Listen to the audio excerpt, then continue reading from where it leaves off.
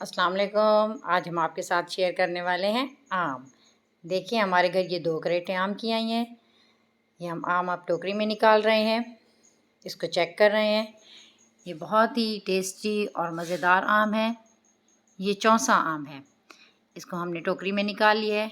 अब हम इसको धो रहे हैं, अच्छी तरह से वॉश कर रहे हैं। इसको वॉश करने के बाद देखिए अब हम इसको फ्रिज में लगा रहे हैं। फ्रिज में ये ठंडे हो जाएंगे, खाने में बहुत ही मज़ेदार लगेंगे। फ्रिज में हमने इसको ठंडा करने के लिए लगा दिया है।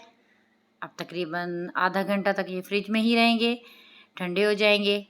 ठंडे होने के बाद हम इसको निकाल रहे हैं।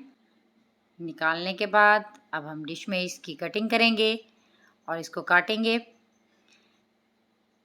देखें इसकी अच्छी तरह से कटिंग कर रहे हैं। इसको फलों का बादशाह भी कहते हैं। आजकल आम का सीज़न है, हर घर में, बाज़ार में, मार्केटों में आमों का रश लगा हुआ है।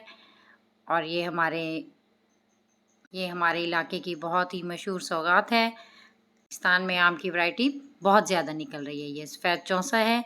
देखें कितना ही मज़ेदार और ख़ूबसूरत लग रहा है। हमारे चैनल को सब्सक्राइब करें, हमारी हौसला अफजाई करें और इसको एंजॉय करें।